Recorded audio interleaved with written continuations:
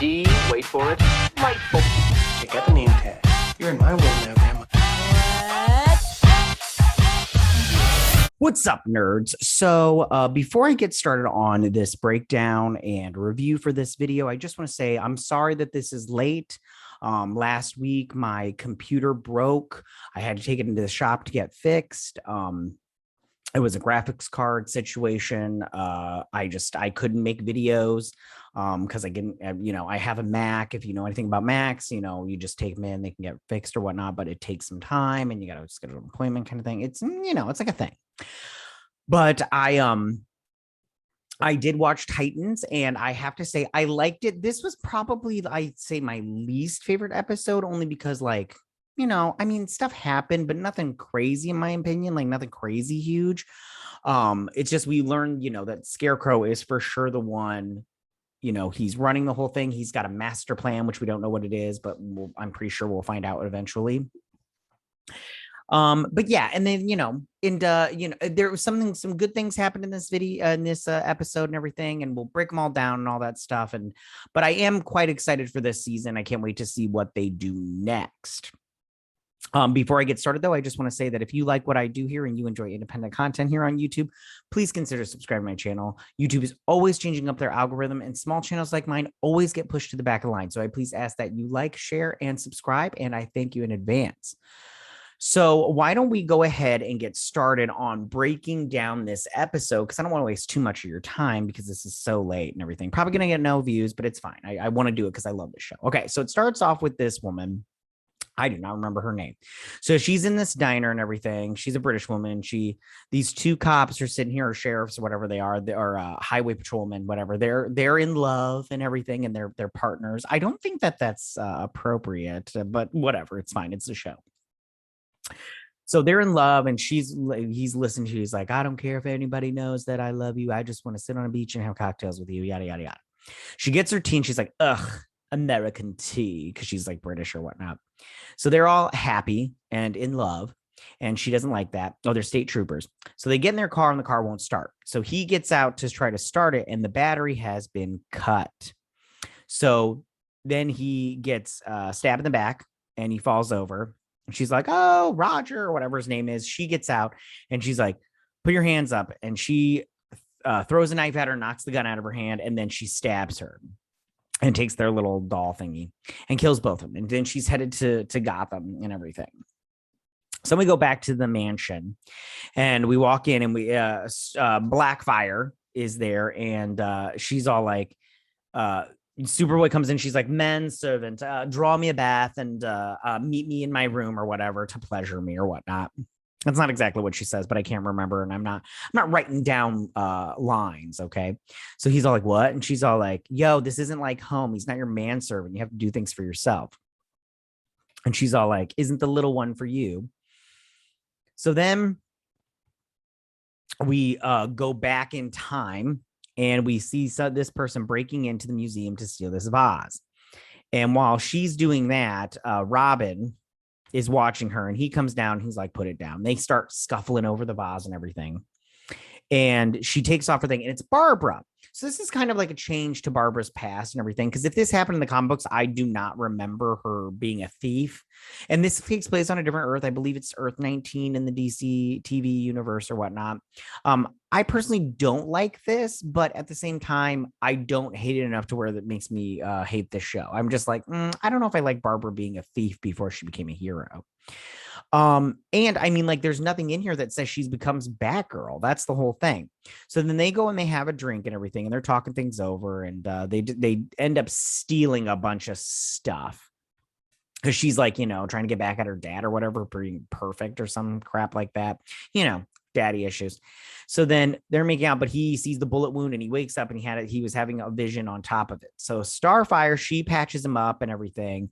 And she's like, we need to talk about something. And he was like, we'll talk about it later.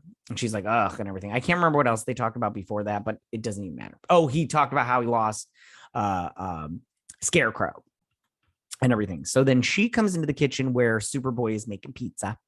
And he's like, can you hand me a knife? And she's like, sure. So she throws this what is that called? The cleaver at him, and he catches it, of course. And she's like, what in the ace and everything. And she's all like, so then back, Scarecrow, Dr. Crane, and Red Hood are, they're getting their drug ready. What drug? I have no idea. It's the drug that he was taking beforehand, which is the fear toxin, I'm assuming, but I honestly don't know. But anyway, so he's getting the fear toxin ready. And he's all like, hey, you need me kind of thing. So he takes him into this surgical room where this device here is what Crane wants because it can duplicate medicine, I think is what it said. And he's in the box and he's telling him how he used to come here for lunch and eat lunch and watch a craniotomy while he ate his potato salad. So while he's doing that, this lady comes in and she just kills all these doctors, just hacky, slashy. And I'm all like, that was a little bit overkill. And he's like, see that? He's like, no one is irreplaceable. Okay. Just remember that. And I'm all like, this dude could pull a gun on you and shoot you. So check yourself, Dr. Crane.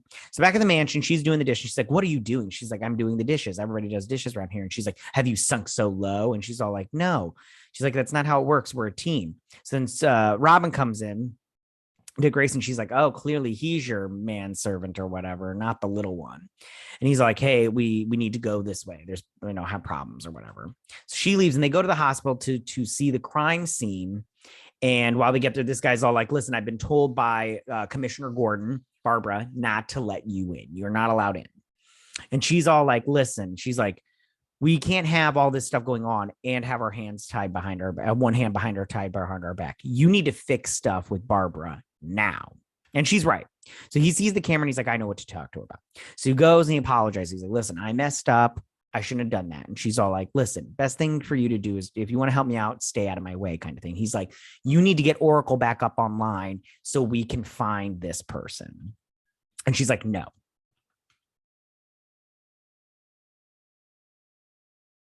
So then she's sitting there and back at the Batcave, they find out what Crane had stolen, the assassin lady had stolen.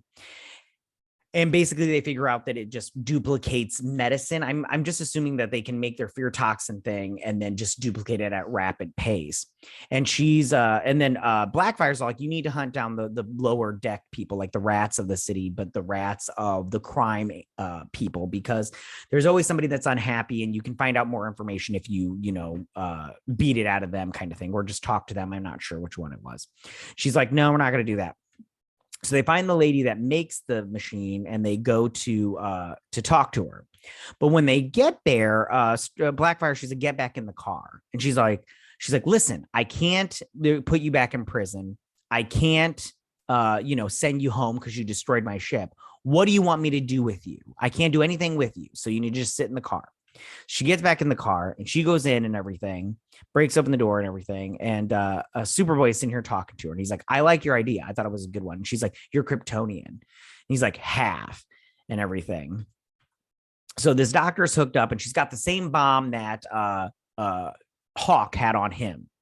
And she's like, Connor, he zooms in and then he does his little thing with all the fast thing and they save this doctor.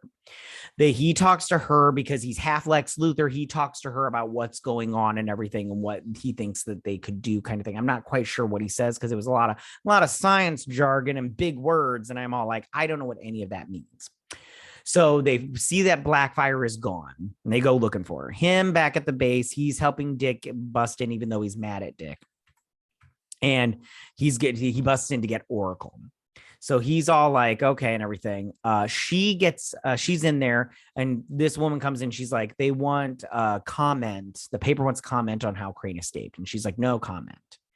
So she gets a call on her secret red phone. And I like how this is a callback to the 1960s Batman. Because if you ever remember, Commissioner Gordon would call Batman on a red phone. And I liked that whole thing. Gets a call. She gets a call from Bruce and he says, come alone to where, where all started or some crap like that. And he's like, don't tell Dick.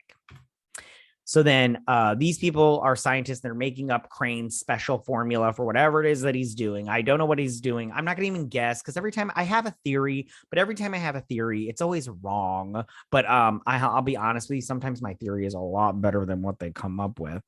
Anyways, so then Red Hood comes in and he puts a gun in this dude's face and he takes all of it. He takes all their medicine and everything. So then back at the Batcave, he's using Oracle to figure out where this woman is and what she's doing and all that stuff. And he figures it out just by listening. And they zoom back in the past, flashback, and Barbara and him are stealing some more stuff. And they go into this museum, making out and everything. And as they're starting to steal, these two other thieves come in and start fighting them. And one of them is this woman. She has a name from the comic books. I just didn't write it down and I don't have it in front of me. Sorry, guys. I would have done, if I would have done this a week ago, I would have had the name for you and everything. So they fight and everything. Well, she throws a knife at Dick, but what's her face pushes her arm and she hits her lover, her man friend. He falls over and dies and she's left there alone. She's all sad. That's why she killed the cops at the beginning, because they were happy in love. So she's in this alleyway and Dick tries to call her, but she hears the thing of Barbara, meet me where it all started. Don't tell Dick and everything. And she realizes it's a trap. It's a trap. And there's the assassin lady. And she's all like, I'm going to get you. Now, this part I liked in the sense that you have a woman in a wheelchair who you think would be defenseless and wouldn't know how to defend herself. But traps on you, hooker. She busts out these two nightsticks and from her wheelchair and starts fighting. She's all like, boom, boom, boom, and everything. And I liked that. It seemed a little too choreographed to me. And this assassin really isn't that great if she can't be, this person in a wheelchair who really wasn't doing all that great in the fighting area, but it wasn't bad. It just, it wasn't, and she pulls out a gun and everything. It wasn't the best, but it wasn't bad. It wasn't bad. So then she, she's like, crap, I messed up. And so Blackfire, she's at the main mirror. And she's like, where were you? We were looking all day for you. And she's like, I was finding the rats of the city and I found out some info, sissy poo. And she's all like, maybe if you listen to me sometime, which listen, as of right now, Blackfire is not what I expected. I expected like villainess, and I'm not getting villainess. I'm just getting pissed off sister. That's all I'm getting, is just like competition, pissed off sibling rivalry. And I'm just like, this is not what I wanted, but I'll take it because she gets her costume later on and maybe she does go full villain, We'll see. So these two are talking. She's like, listen, I know I messed up by going by myself. I shouldn't have done it and everything. And they both realize that they both messed up, kind of thing. And he's like, can I please check your apartment before you go upstairs? So he goes up there and he's checking stuff out. He's remembering them kissing and they're talking and all that good stuff. And then we go back to Assassin Lady.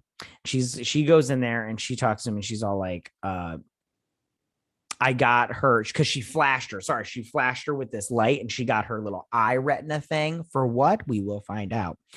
And that's what she got from her. And then we go back to Red Hood and he's dulling out the vials of the spray that Crane was making and gives it to this guy. He takes some and he goes into Tim Drake, because that's Tim Drake, into his stepmom and dad's restaurant. I'm gonna say it's his dad and his stepmom, but the other Asian guy from episode 1 was his cousin, so maybe that's his aunt and uncle. But he's mixed, I believe, this actor that's playing Tim Drake, so I would believe it if those were his parents, but I don't know.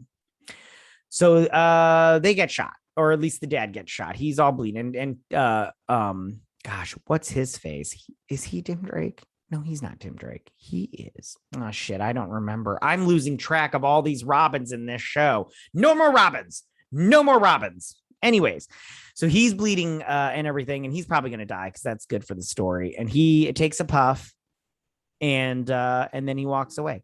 And that's the end of the episode, you guys. I thought it was, like I said, I thought it was good, but it wasn't my favorite episode. I'm definitely still gonna watch it. you know, because the show is good.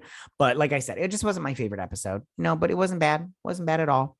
That's all I'm going to give for you right now because it's just been so late with my video. But tell me what you guys thought about this episode. Did you like it? Did you not like it? Go ahead and leave all your comments in that section down below. If you like this video, go and hit that like button. You know, I won't mind. If you're new to my channel, please hit that subscribe button. I'd greatly appreciate it. And I will see you guys on my next Titan breakdown and review on time. You guys have a good week.